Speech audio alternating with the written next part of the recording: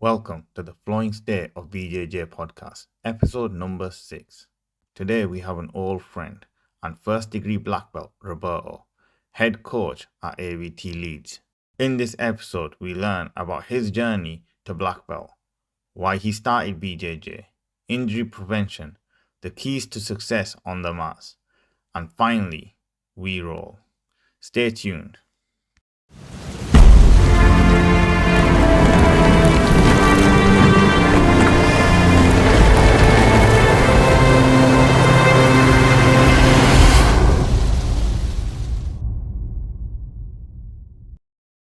Roberto, my man, it's been a long time. Yeah, it's been a long time. And it keeps happening, right? We're like, next time we meet, we're not going to make it so long. And then it's like another 6 months before we meet, innit?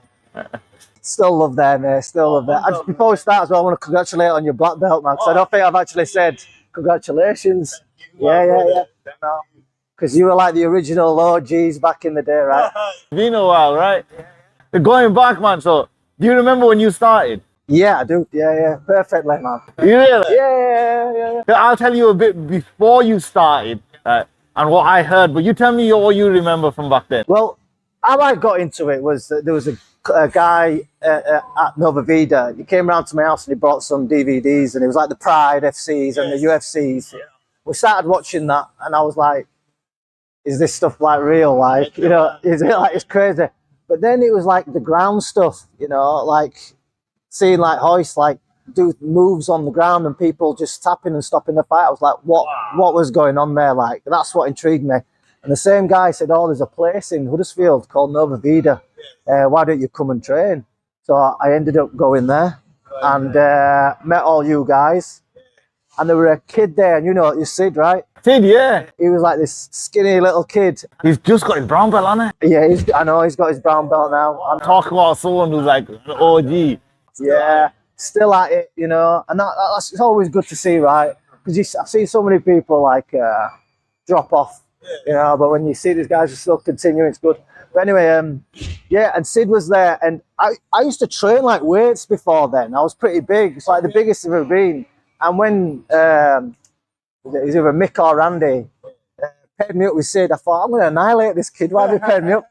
And he must have armbarred me in the first 30 seconds. And I thought, I need to stop doing weights, and I just want to concentrate on all this sort of stuff, you know.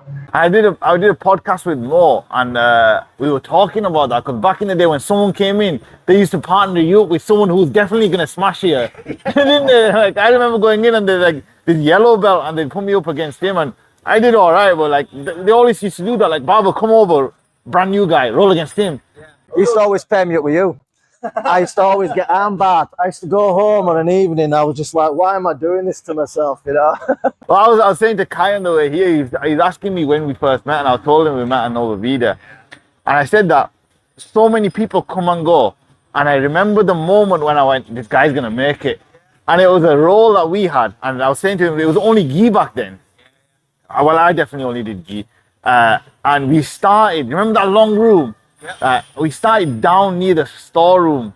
You walked over, he said, Baba, do you want to roll? I went, yeah, let's go. And we must have had, like, there was no time limit. No, it was to the death, wasn't it? To the death, wasn't it? And it was like a 20-25 minute roll we had, like forward and back. And I not say this out of boast, but I'm going to say it anyway. So I caught you with a cross collar choke, right? And it, after 25 minutes, and it was just pure exhaustion. That's all it was, like. We were both shattered. And it's the last time I ever submitted you. Really? It was. And that was like 15 years ago. I remember all the times you armbarred me. I started studying armbars because of you, because I was always getting armbarred by you. But yeah, there were some good guys down at that gym, you know. Some of them have done really well. Some of them have dropped off, but it was just a good little melting pot, wasn't it, of just, yeah, I'm glad. And Mick, funny enough, we still keep in contact. Yeah, he was. I actually spoke to him like other day, and he was asking about. I was telling him that I'm doing like this podcast, so he was just saying, "Oh, he's doing really well in competition. I'm proud of him." That's what I liked about Mick. You know, he was he was a good coach off the mats. You know, always like, yeah, behind you with everything. See him. It's been a while now. I gotta go meet him again. I went down to see him, and we just sat off the mats and just talked forever. You can't do that with him, right? He still looks exactly the same. Oh my God, that poker face. Yeah, I even remember we used to train with him, and he used to like, you'd be like gassing and blowing, and he's like still breathing through his nose and just calm and collective with them massive crazy grips. couldn't break the grips. Yeah, top guy, really good guy. Carrying on with your journey to Nova Vida, but then you moved to combat base, right? I started. Well, no, there was some politics in Nova Vida, and when all that was going on, I ended up wanting to train more. Because sometimes I used to rock up there, and Andy wasn't even there to open up. Right? Remember them? So there was Gracie Barha over in Halifax, and I went to train over there. I was kind of I think I was the first Criton of Nova Vida because I know, and I ended up training there. And there was another coach there who'd been training over in Brazil, Delahivas. So he was showing me all this Delahivas stuff. So I was just like, what's all this sort of stuff, you know? Because Andy didn't really, Mickey didn't really teach all that sort of stuff. So I ended up like training there, but the coach eventually decided to go do his, I don't know, like do other things. He didn't want to coach anymore. So we're like stuck for places to train. And I had an option to go over to Gracie Barha Leeds, but I was in Huddersfield. It was just too far. So I was kind of looking for something a bit closer to home. And I heard that there was like a brown belt over in Dewsbury, Cage Steel. And when I went down there, it was like Danny. What belt were you then? I was a blue belt then. Okay. Yeah, I was a blue belt. And I just asked Danny, goes, can I train here and get graded by you? And he was just like, yeah, it's not a problem. And we cracked on, and it was, I've been training with him ever since. And now you're the head BJJ coach here, right? J coach, yeah, here. Crazy. Yeah, we've been through a few gyms, and we've seen people come and go, and it's been. Because we were over at I remember we were on the Batley. Yeah, we was down, Batley. That's when like Danny was like getting into the UFC, and he had like a crazy pro MMA team, and them guys used to train with us as well in the gi and the jiu-jitsu, and it was just tough, man. Like it really sharpened us all up and made us like pretty, you know. Because I came a couple of years after, right? Because I waited and the politics really got, and I was like, whoa, this is too much now. Yeah. I went across the Pontypridd. But anyway, so from there they moved to MP Fit, and we were only there for about a couple of years, and then we came here, and it's been here ever since, man. It's like a good facility. Bit cold sometimes in winter, but yeah. The one thing I remember, you started as a white belt and I was a blue. But your training schedule and your cadence, it was consistency, right? You took a bit of time out as well. You took some time out, and I just kept training loads, yeah. And now you're a 3rd-degree black belt, right? No, just 1 degree at the moment. 1 degree at the black belt, yeah? I've been a black belt 6 years now. 6 years. Time flies when you're having fun, right? And you know what's funny? Like at the start, when I came in, and I think it might have been you or someone else, it takes like 10 years to get your black belt. I thought, I'm never going to get my black belt.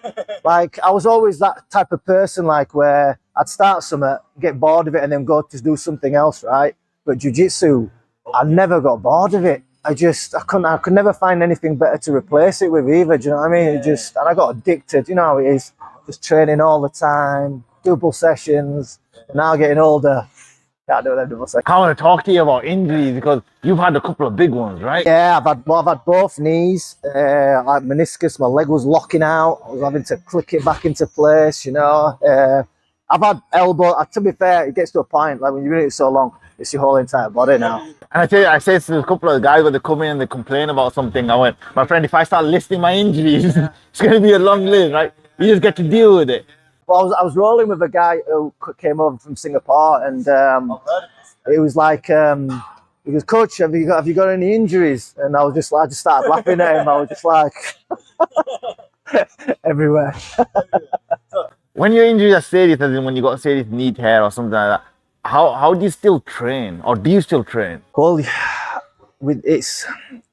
try train around it. So like there were times where that was really bad. I just play bad positions, and I just try to stay on the mats as much as well. But if it's really bad, you need to rest it, right? You've got to listen to your body sometimes, you know. And just like I say, when you don't rush coming back as well, you know. That's a big factor. That's what happened to one of my knees. I came back too soon and then did it again, you know. So yeah, just listen to your body and rest and train like clever, you know, like train with like lighter training partners if you have got injuries, rather than people who are gonna And then pick your training partners as well, right? Like the higher belts. Typically, people are scared to go against higher belts, but they're the one with more control, right? Prefer rolling with the higher belts with injuries because they know to look after me as well. But white belts, spazzy white belts, you know, they're the ones that get. I got some of my injuries just from spazzy white belts, you know. Flailing leg will smack you in the head. You're just like, geez, what the hell? Yeah, you get them every now and again. I wanna talk to you about we were just having this discussion before we came on camera. The greatest of all time. Well, I mean, at the moment, it's got to be Gordon Ryan, right? I mean, you cannot say that, but I know what you're talking. Like with the Marcelo Garcia incident at the moment, you know, it's just in my heart, I always thought he's like the greatest of all time. You know, For those people who don't know, Marcelo Garcia has just been diagnosed with stomach cancer, and he is one of the very few people in jiu-jitsu that everybody loves. No one's gonna say a bad word about him. But he was like for his size, he was at the top of his game. Like that, like people like my butterfly sweep. I love my butterfly sweep. My butterfly sweep is based off him. 100% studied him. 100%. Like I know now it's come and you do the elevation to get into the legs and stuff like that. But butterfly sweep for position, there's no one. it's all the X-Guard stuff, you know. I mean, like the guy from Nova Vida, he actually gave me like one of his DVDs, and that's who I studied. You know, that's who I started. That's who I basically. We didn't really have much YouTube and stuff, so it was either books or a few DVDs. If you Someone went to a seminar and bought it back, something like that. But that's the guy who I kind of studied, you know, and it was just so like to watch him at ADC and all. It was so interesting and so exciting, you know. Like it was just catching all the big guys and stuff. And ADCC is like such a pinnacle of the sport, and to say he got the absolute right at his way is fascinating. But for me, there's three people who we got to talk about when we talk about the greatest of all time, right? Marcelo Garcia, obviously. We got to talk about Gordon Ryan. So, and the other one that I'd say Hodger Grace. Hodger Gracie, right? Got to do right. He's done it in all forms of the sport. He's done it in gi, no gi, and then he went to MMA and did it as well, right? Yeah, definitely. So for me, the GOAT argument is kind of Hodger Gracie. Yeah. I got to throw that name in. It's got to be. You cannot put it in, you know. But at the moment, it's like Gordon's tearing it up, right? Yeah, but in a single, and that's the argument, right? He's tearing it up in a single format. Yeah, I mean, it's weird. Like we've been talking about this, how like jiu-jitsu, like it's split now, right? Not the same, right? Same, like people who are doing the gi were still entering in no gi, but now it's like two different sports, you know. And now it's like you have to start picking which one. I mean, you get guys who do both. You know, I started doing both. Now I'm tapering off more towards no gi now. But if you want to get good at one of them, it's like you got to pick one now because it's like two different sports. You know. I tell you a massive example of that is I remember one of the empires that I entered, and I had this game plan in my mind that I was gonna do this sweep from half guard and come up on top, and that's all I was gonna do. And I was drilling this in no gi, and I'm like, I'll just put the jacket on and I'll do the same. So I entered both, and I came up against Chris Bedler. Yeah. And then you put me in half guard and you just grab my collar and just pin me to the mat. And I'm trying to get underneath him. He's just like, you stay there. Yeah, he does that to us. But like the same move just didn't work because of the grips. Whereas if you go back 15 years, we were just taking the jacket off doing no gi, putting the jacket back on doing gi, right? I mean, back in them days, no one was really using lapel guards and stuff like that. So it was almost as if it was the same techniques for both, right? You know. But now they both divert. Like no-gi has its own, especially the leg lock game, right? Yeah. And that brings me on because you've gone on to leg locks. You went onto leg locks in a big way, right?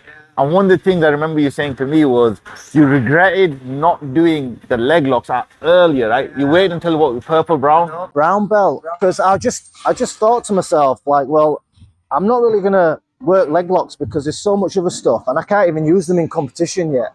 So I'd rather just wait. But then when I got to brown belt and I was trying to bury ball and people were attacking legs and stuff, I was just like, no, I need to start learning like defense and working on the leg locks as well, you know. And that became a big part of your game, right? Just because it was a big hole in my game. So I went, yeah, it was just like opened up another can of worms really. And but as I was working on them, I also enjoyed them quite a lot.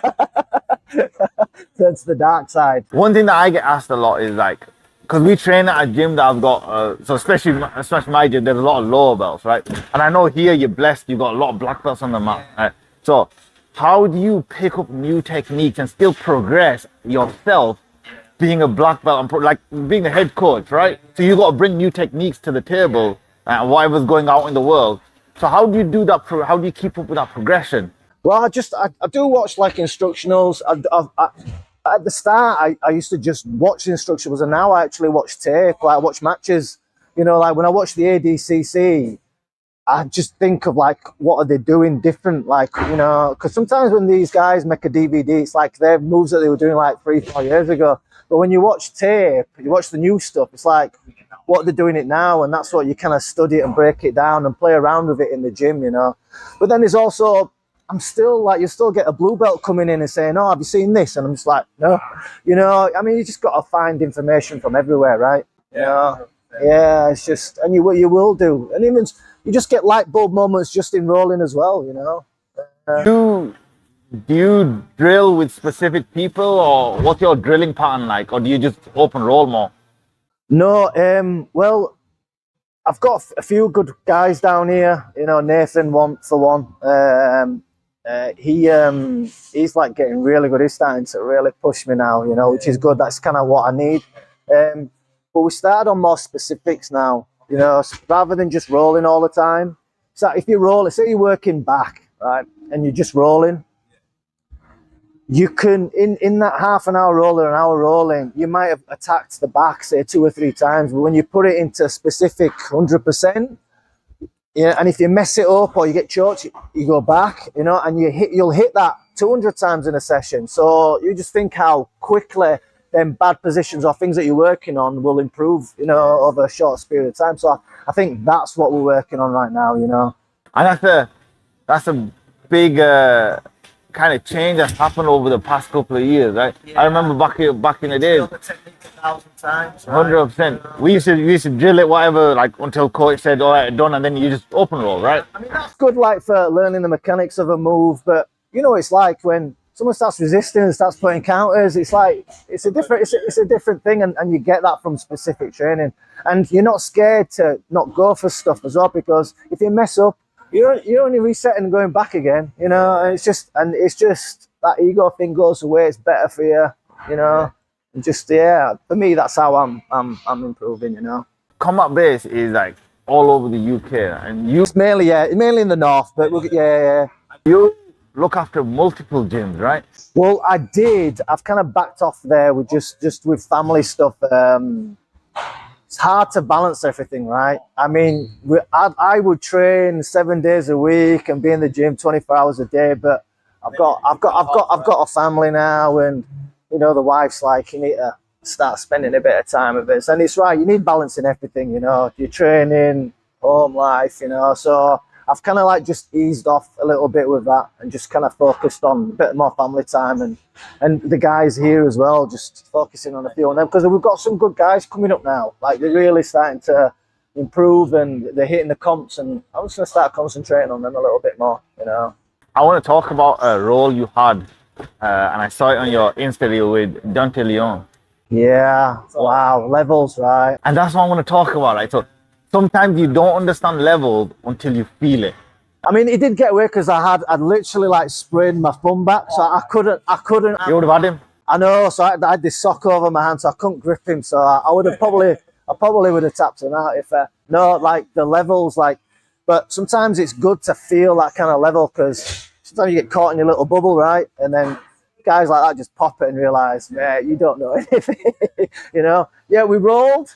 It started off really good. I started trying attacking some legs. I actually got on a leg, and I thought I thought I had him, but he just quickly popped out, and then he realised, right, I'm not playing around now, and then he just tapped me a few times after that, you know. But yeah, it's always good rolling with a high level caliber. And it's amazing for the likes of me, like, so your leg attack game for me is way beyond mine, right?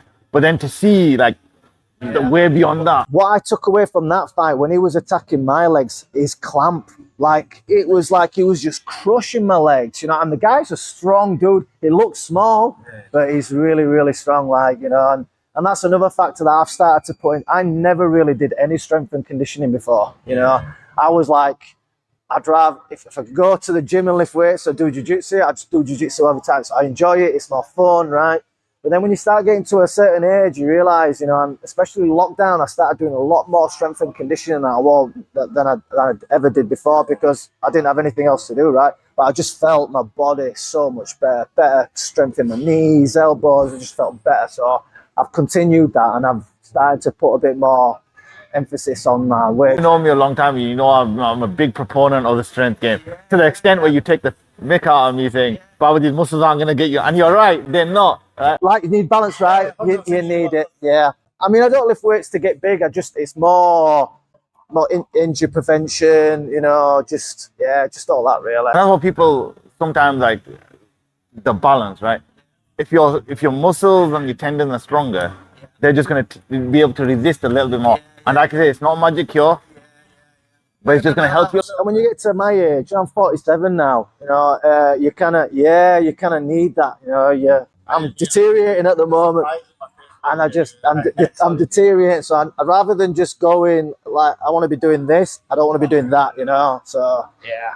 But are you feeling with age you're having to change the style of your role? Not really. I'm just changed the way. It's like, rather than rolling all week, like I say, I'm doing strength and conditioning. When I do strength and conditioning, my body doesn't feel as beat up. It's in the morning, right? This is where I can do the sessions, no problem. Yeah. It's just the recovery in the morning that I'm starting to feel at the moment, you know. So I'm just starting to look after myself on the diet a bit more, getting a bit more sleep, supplements, you know. That's the big major thing. I've been looking into that, you know. So, like, there's a new one at the moment I take it called Tomcat Alley. Have you heard of that? Yes. Yeah, I'm on that. That boosts testosterone, right? So yeah, us old guys need that, you know. So I've been taking that for 2 weeks. We'll see how I'll see how it goes. I've been taking it for a bit longer than 2 weeks, but you'll be all right with it. It's much difference. I haven't personally noticed any difference, but I wear the Whoop, and it tracks my recovery, and my Whoop data says there is a difference. Yeah, so I'm getting a little bit more recovery. What I want you to also talk about is, you recently started, well, not recently, we haven't talked for ages, you were wrestling up and changing aspects of your game, right?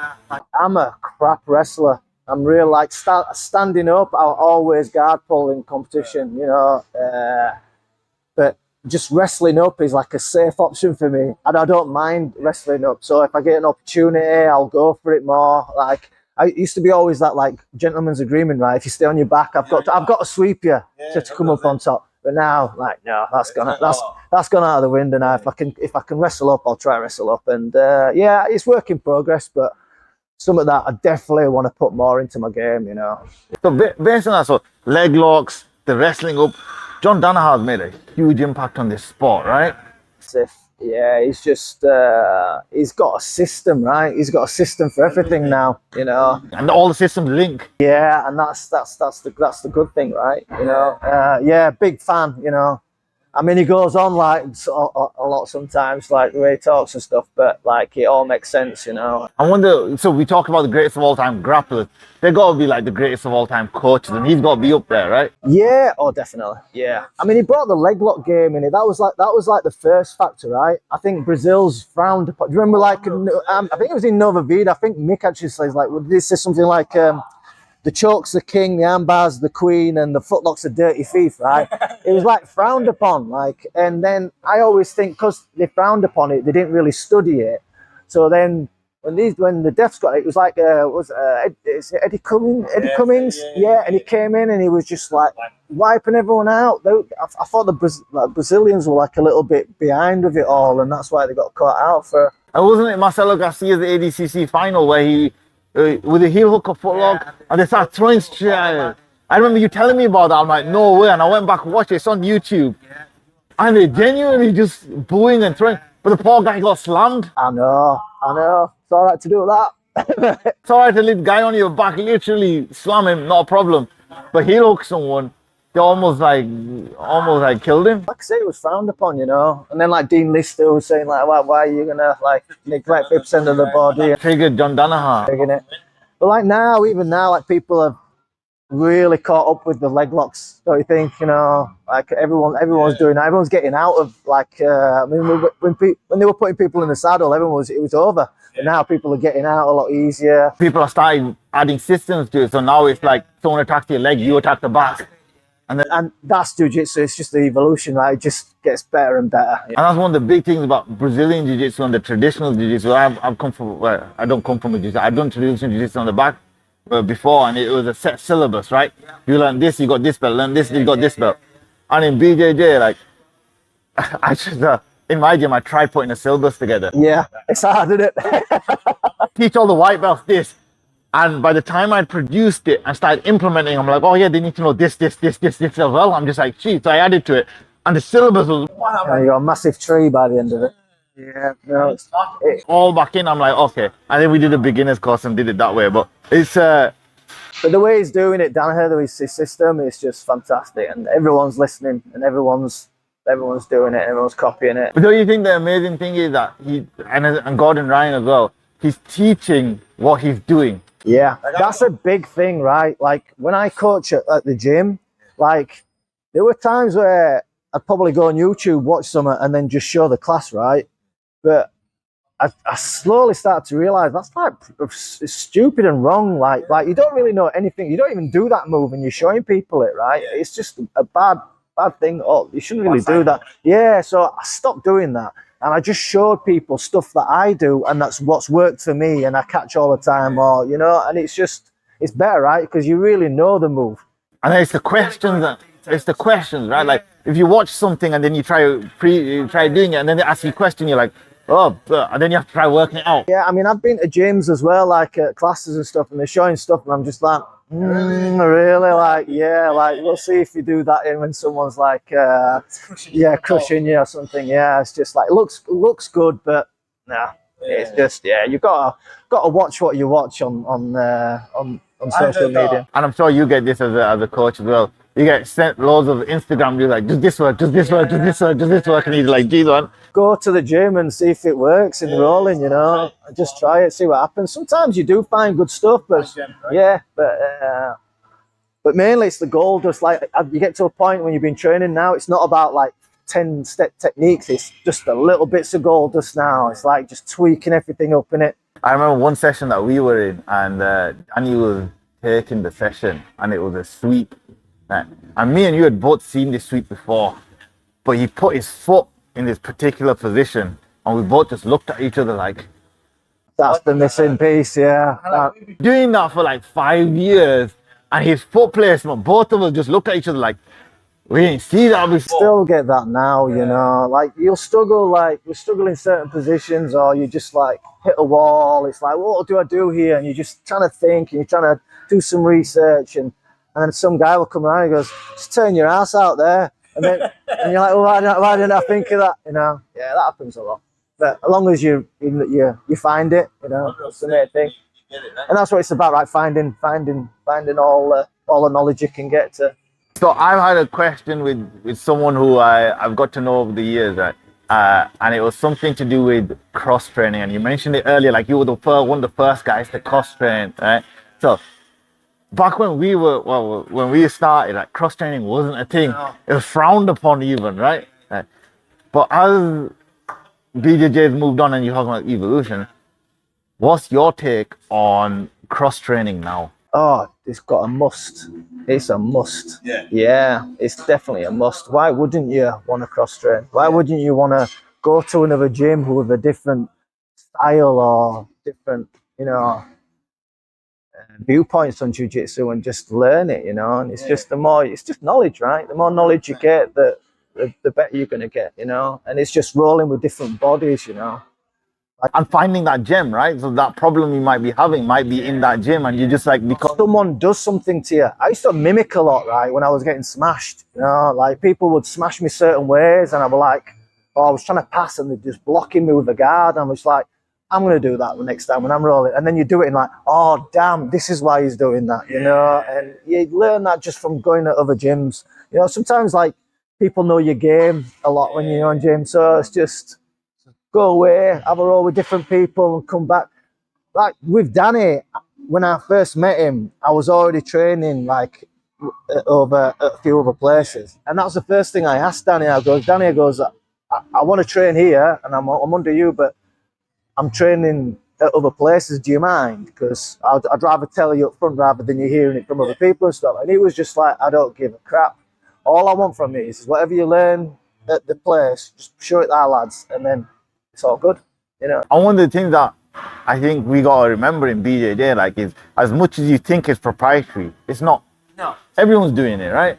Like, BJJ is BJJ, and it's been around. I love it when other people come to the gym. It's just fantastic. We get a lot of guys coming through, you know, every week, and it's just every time we do it, you can just see the good guys wanting to roll with them just to see what they've got. And it's not that they want to beat them or anything like that, just to see if they've got anything different to show them, you know. It's just, it's good. It's one of them ways to learn that we talked about earlier, right? Yeah. I mean, if you don't do that, you're just stuck in your own bubble, right? You've got to open up, you know. You've got to. If you look in Bradford, like, there's a few gyms, and down the road from us is Mario, right? Ben Bennett, absolute animal. I'll go and train with him, right? Because, like, if I said, oh no, he's from combat base and I'm no longer with combat base, I don't want to do it, I'll be missing out on someone who's coming up to Polaris, and congratulations to Ben for getting that Polaris deal as well, man. 100%. So I'll be missing out on that, the Mullins and all these other guys who are awesome. We've got so many good guys locally, and you are stupid not to go out and train with them, you know, like. Even to the extent where I compete against Cos. Well, I don't think we're in the same weight category anymore, because I put a bit of weight on. Put weight on you or him? Me. I don't know about him. He had a pretty heavy Christmas, bless him. But I put a bit of weight, so I've got an upper weight category. But we trained, we competed against each other, and then I went to train at his gym. Yeah, that's beautiful, right?